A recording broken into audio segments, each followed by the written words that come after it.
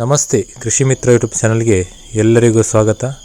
ಯಾರೆಲ್ಲ ಈ channel subscribe ಆಗಿಲ್ಲ ಅವರೆಲ್ಲರೂ ಕೂಡ ಸಬ್ಸ್ಕ್ರೈಬ್ ಮಾಡಿಕೊಳ್ಳಿ ಹಾಗೂ ಪಕ್ಕದಲ್ಲಿರುವ ಬೆಲ್ ಐಕಾನ್ ಅನ್ನು ಒತ್ತಿ ಆಲ್ ನೋಟಿಫಿಕೇಷನ್ ಎನೇಬಲ್ ಮಾಡಿಕೊಳ್ಳಿ. ನಾನು ಈಗಾಗಲೇ ದಿನಕರ ಕಾಮತ್ ಎನ್ನುವರನ್ನು ಸಂದರ್ಶನ ಮಾಡಿದ್ದೆ. ಅವರ ಮಲ್ಲಿಗೆ ಕೃಷಿ, ಸಾವಯವ ರೀತಿಯ ಮಲ್ಲಿಗೆ ಕೃಷಿಯ ಬಗ್ಗೆ ನಮಗೆಲ್ಲರಿಗೂ ಗೊತ್ತಾಗಿದೆ. ಯಾವ ರೀತಿ ಮಾಡಿದರು, ಯಾವ ರೀತಿಯ ಅನುಭವ, ಹಾಗೆ ಅವರು ಕೂಡ ಸಾವಯವ ರೀತಿಯಲ್ಲಿ ವೀಳ್ಯದೆಲೆ, ನಮಗೆ ಬಹಳ ಮಹತ್ವವಾದಂಥ ಒಂದು ವೀಳ್ಯದೆಲೆ, ಅದರ ಬಗ್ಗೆ ಕೂಡ ಅವರು ಮಾಹಿತಿಯನ್ನು ನಮಗೆ ಕೊಟ್ಟಿದ್ದಾರೆ. ಆ ಮಾಹಿತಿಯನ್ನು ನಾವು ಕೊನೆಯ ತನಕ ಸರಿಯಾಗಿ ಕೇಳೋಣ. ಬನ್ನಿ ಆ ಮಾಹಿತಿಯನ್ನು ಇನ್ನು ಕೇಳೋಣ. ಮಾತ್ರ ನೀವು ಇದರ ಜೊತೆಯಲ್ಲಿ, ಮಲ್ಲಿಗೆ ಜೊತೆಯಲ್ಲಿ ನೀವು ಇವತ್ತು ವೀಳ್ಯದೆಲೆ ಕೂಡ ಸ್ವಲ್ಪ ಮಾಡ್ತಾ ಇದ್ದೀರಿ. ಬಹಳ ಅಪರೂಪವಾಗಿ ಕಾಣುವಂಥದ್ದು. ಯಾಕಂದರೆ ಕೆಲವು ವೀಳ್ಯದೆಲೆ ಯಾರು ಹೆಚ್ಚು ಅದರ ಆಸಕ್ತಿ ತೋರಿಸಲ್ಲ. ಈಗ ವೀಳ್ಯದೆಲೆಯ ಏನು, ಅದರ ನಿಮಗೆ ಏನೆಲ್ಲ ಅದರಲ್ಲಿ ಗಮನಿಸಬೇಕಾದಂಥ ವಿಷಯಗಳು ಮತ್ತು ಅದನ್ನು ಹೇಗೆ ಮಾಡಬಹುದು, ಈ ರೀತಿಯ ಬಗ್ಗೆ ಒಂದು ಮಾಹಿತಿ ಕೊಡಬಹುದು? ವೀಳ್ಯದೆಲೆ ಅತಿ ನಮಗೆ ಹಿಂದೂಗಳಿಗೆ ಅಂದರೆ ಪ್ರಾಮುಖ್ಯವಾದ ಒಂದು ವಸ್ತು ಅದು. ಅಂದರೆ ಅದು ಜೀವನಾಂಶ, ಇದಕ್ಕೆ ಅದರ ಆರೋಗ್ಯ ದೃಷ್ಟಿಯಿಂದ ನಾವು ನೋಡ್ಲಿಕ್ಕೆ ಹೋದರೆ ಇದು ಇದ್ದರೆ ಭಾರಿ ಒಳ್ಳೆಯದು. ಇದು ಇದ್ರೆ ಲಕ್ಷ್ಮಿಯೂ ಇದೆ, ಎಲ್ಲ ದೇವರುಗಳ ಆವಾಹನ ಕೇಂದ್ರವಾಗಿದೆ. ಇದು ಯಾವುದೇ ಪ್ರೋಗ್ರಾಮಿಗೆ, ಇದು ದೇವತಾ ಕಾರ್ಯಕ್ಕೆ, ಪೂಜೆಗಳಿಗೆ, ಅದಕ್ಕೆ ಇದನ್ನು ಕೊಟ್ಟೇ ನಾವು ಇದನ್ನು ತಾಂಬೂಲ ಕೊಟ್ಟೆ ಮಾಡುವಂಥದ್ದು. ಇದು ಇಲ್ಲದೆ ಪೂಜೆಗಳೆಲ್ಲ ಆಗುದಿಲ್ಲ. ಇನ್ನೊಬ್ಬರಿಗೆ ಆವಾಹನೆ ಕೊಡ್ಲಿಕ್ಕೆ, ಹೇಳಿಕೆ ಕೊಡ್ಲಿಕ್ಕೆ, ಯಾವುದಕ್ಕೂ ಒಳ್ಳೆ ಕಾರ್ಯಗಳಿಗೆ ವೀಳ್ಯದೆಲೆ ಮತ್ತೆ ತಿನ್ನಲಿಕ್ಕೆ. ಅದಕ್ಕೆ ಈಗ ಎಲ್ಲ ತಿನ್ನಲಿಕ್ಕೆ ಅಂತ ಹೇಳಿಕೊಂಡು ಮಾಡ್ತಾರೆ.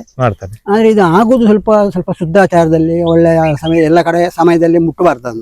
ಸ್ವಲ್ಪ ಅಶುದ್ಧಗಳೆಲ್ಲ ಜಾಸ್ತಿ ಬರ್ತದೆ. ಚೆನ್ನಾಗಿ ಅದಕ್ಕೆ ಸ್ವಲ್ಪ ಬುಡಕ್ಕೆ ಒಳ್ಳೆಯ ಮಣ್ಣೆಲ್ಲ ಹಾಕಿ ಮಾಡಿದರೆ ಅಲ್ಲಿ ಒಳ್ಳೆಯ ಲಾಭದಾಯಕವಾದ ಒಂದು ಕೃಷಿ. ಈಗ ಒಳ್ಳೆ ಒಂದು 60 ರೂಪಾಯಿವರೆಗೆ ನಮಗೆ ಸಿಗ್ತದೆ. ಎಷ್ಟು? 60 ಸಿಗುತ್ತೆ ಒಂದು ಸೂಡಿಗೆ 160 ರೂಪಾಯಿ. ಸೂಡಿ ಅಂದ್ರೆ ಎಷ್ಟು? ಕೆಲವರಿಗೆ ಗೊತ್ತಿರ್ಲಿಕ್ಕಿಲ್ಲ. ಕೆಲವರಿಗೆ 80 ಇದಿರ್ತದೆ ಎಲೆ, 100 ಎಲೆಗೆ ಅಷ್ಟು ಸಿಗ್ತದೆ. ಕವಲೆ ಅಂದ್ರೆ 25 ಇರ್ತದೆ, ಕೆಲವು ಕಡೆ 20 ಉಂಟು, ಹೆಚ್ಚಾಗಿ 25. ಈ ಇದರಲ್ಲಿ ನಾವು ಈಗ ನೋಡಿರ್ಬೋದು, ಪೇಟೆಯಲ್ಲಿ ಈಗ ಪಾನ್ ಮಸಾಲ ಎಲ್ಲ ಮಾಡುವಲ್ಲಿ ಅವರಲ್ಲಿ ಒಂದು ವೀಳ್ಯದೆಲೆ ಇರ್ತದೆ, ಅದು ಬಹಳ ದೊಡ್ಡದಾಗಿರುತ್ತದೆ. ಅದು ಯಾವ ರೀತಿ, ಅಥವಾ ಅದೊಂದು ಪರಿಮಳದ ಒಂದು ವಸ್ತು. ಅದು ಅಷ್ಟು ವೀಳ್ಯದೆಲೆ ಅಂತ ಹೇಳ್ತಾರೆ, ಅದರಲ್ಲಿ ಹಾಕಿ ಕೊಡ್ತಾರೆ, ಎಂತ ಸ್ವೀಟ್ ಬಿಡೋ ಎಂತೆಲ್ಲ ಮಾಡಿ ಕೊಡ್ತಾರೆ. ಅಷ್ಟಕ್ಕೆ ಆದಿತ್ತಷ್ಟೇ. ಊರಲ್ಲಿ ಪ್ರಾಧಾನ್ಯತೆ ಇರುವುದು ಇದಕ್ಕೆ. ಇದಕ್ಕೆ ಮದ್ದಿನಾಂಶ ಇರುವುದು ಮತ್ತೆ ಲಕ್ಷ್ಮಿಯ ವಾಸ ಇರೋದು ಇದರಲ್ಲಿ. ಇದು ನಶಿಸಬಾರದು, ಇದು ಇದ್ದೇ ಬೇಕು, ಮನೆಯಲ್ಲಿ ಬಾಗಿಲಿನಲ್ಲಿ ಇರಲೇಬೇಕು, ಮನೆ ಹತ್ತಿರ ಇದ್ರೆ ಭಾರಿ ಒಳ್ಳೆದು. ಹೌದು. ಇದರಲ್ಲಿ ನಾವು ಬೆಳೆಸುವಾಗ ಯಾವ್ದೆಲ್ಲ ಗಮನ ಹರಿಸಬೇಕಾಗ್ತದೆ? ಇದಕ್ಕೆ ಯಾವ್ದೆಲ್ಲ? ಹೆಚ್ಚಾಗಿ ನಾವು ಅದಕ್ಕೆ ಸರಿಯಾದ ಒಂದು ಓಳಿ ಎಲ್ಲ ಮಾಡಿ ಮಣ್ಣು ಹಾಕಿಬಿಟ್ಟು ಮತ್ತೆ ಗೂಟಗಳನ್ನೆಲ್ಲ ನೆಡಬೇಕು. ಈ ರೀತಿಯಲ್ಲಿ ಒಂದು ಗೂಟಗಳೆಲ್ಲ ಹಾಕಿ ಆಗಾಗ ಅದನ್ನು ಮುರಿಯಾಗೆ ಮಾಡಬೇಕು. ಇಲ್ಲದಿದ್ರೆ ಈಗ ಕಲ್ಲೆಲ್ಲ ಇಟ್ಟು ಗೂಟ ಮಾಡಿ ಹಾಗೆ ಒಂದು ಮಾಡ್ತಾರೆ. ಇದರ ಚಪ್ಪರದಾಗೆ ಸಣ್ಣ ಚಪ್ಪರದಾಗೆ ಕೈಗೆ ಅಟಕುವಷ್ಟು ಎತ್ತರದಲ್ಲಿ ಮಾಡುವಂತ ಅಭ್ಯಾಸ ಇದೆ. ಅದು ಯಾವುದು ಅದು ಅದಿತು ಇದು ಒಳ್ಳೇದು ನಮಗೆ. ಇದಕ್ಕೆ ಆಗಾಗ ರಿನ್ಯೂವಲ್ ಅದರ ಕಂಬಗಳನ್ನೆಲ್ಲ ಚೇಂಜ್ ಮಾಡಬೇಕು. ಈಗ ಇದು ಬೆಳೆಸಿದ ನಂತರ ನಮಗೆ ಎಷ್ಟು ಸಮಯದ ನಂತರ ಇದರಿಂದ ನಮಗೆ ಎಲೆಗಳು ಸಿಗುತ್ತೆ? ನಂತರ ಎಲೆಗಳು ಸಿಕ್ಕಿದ ಮೇಲೆ ನಮಗೆ ಪ್ರತಿ ದಿವಸ ಅದನ್ನು ಹೇಗೆ ಮಾಡಬಹುದು? ಈ ರೀತಿಯಲ್ಲಿ ಅದನ್ನು ಹೇಗೆ ಉಪಯೋಗ, ಹೇಗೆ ರೀತಿಯಲ್ಲಿ? ಇದು ಸರಿಯಾಗಿ ನೀರಿದ್ದ ಇದು ಒಳ್ಳೆಯ ಸ್ಥಳದಲ್ಲಿ ಆದರೆ ಒಂದು 3-6 ತಿಂಗಳ ಒಳಗೆ ನಮಗೆ ಅದರಲ್ಲಿ ಫಸಲು ಸಿಗುತ್ತೆ. ಅಂದ್ರೆ ಅದರ ಕೈಗಳು ಒಡೆಯಬೇಕು. ಮುಂಡುಗಳಿಯ ತೆಗರಿ ಇದು ನೋಡಿ, ಈ ರೀತಿ ಕೈ ಅದಕ್ಕೆ ಇದು ಬರ್ತದೆ, ಪಿಳ್ಳೆಗಳು. ಅದು ಬಂದು ಅಷ್ಟಾಗುವಾಗ ನಾವು ಅದನ್ನೆಲ್ಲ ಅದರಲ್ಲಿ ಬೇಡದ ಕೆಲವು ಪಿಳ್ಳೆಗಳುಂಟು, ಅದನ್ನೆಲ್ಲ ತೆಗೆದು ಬಿಸಾಡಬೇಕು.